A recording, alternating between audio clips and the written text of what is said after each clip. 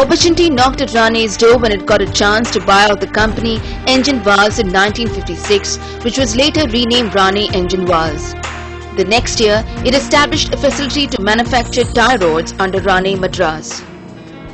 The company was now on a roll, setting up one company after another. In 1964, it started the manufacture of friction material under Rane Brake Lining. In 1974, it established car mobiles to manufacture automotive and large valves. And in 1975, it started manufacture of manual steering gears. The steering gear business would soon see the company touch the next level of growth. Parallelly, LLN was paving the way for the third generation. Both his sons, L. Lakshman and L. Ganesh, were being groomed to step into his shoes.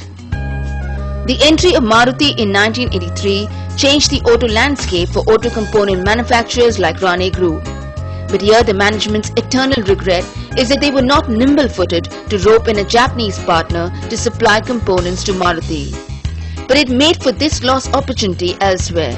In 1987, Rane Madras established a 50-50 joint venture with TRW USA for power steering systems. That was yet another turning point for Rane, moving from mechanical steering systems to power steering systems. Slowly and steadily, power steering systems became mandatory in trucks and other heavy vehicles in India by 2000, and Rane saw its growth zooming. From a turnover of 114 crore rupees in 1990-91, Rane touched a turnover of 600 crore rupees in 2001-2002.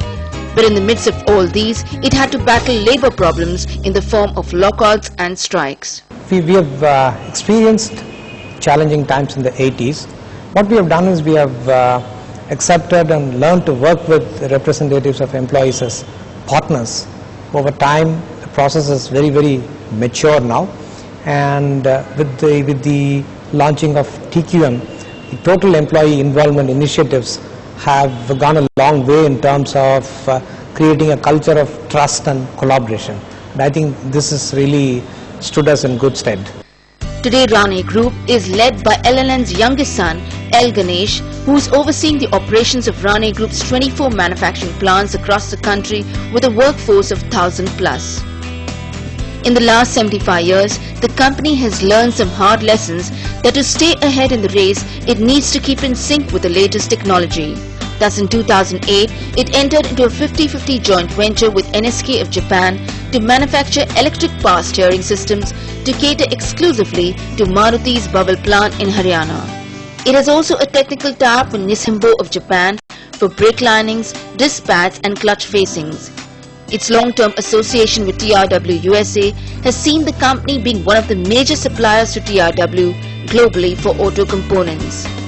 Exports today stand at 15% of its turnover. All these upgradations seem to have impressed the market observers. Inam has been investor in Rane Group of companies for almost a decade and has recently increased investments in the Rane Group. At Rane, what inspired us was a great combination of integrity and ability, and a great commitment to quality and execution. It's like part of their DNA. Rane Group has been following very strong corporate governance, and especially for minority shareholders, and has clearly stated out dividend payout policy. Rane Group has seen a large part of its growth come in the last 3 years. Turnover grew from 1,252 crore rupees in 2008-2009 to 2,066 crore rupees for the year ended 2010-2011. 65 to 70% comes from OEMs, 15% from exports and 14% from replacement market.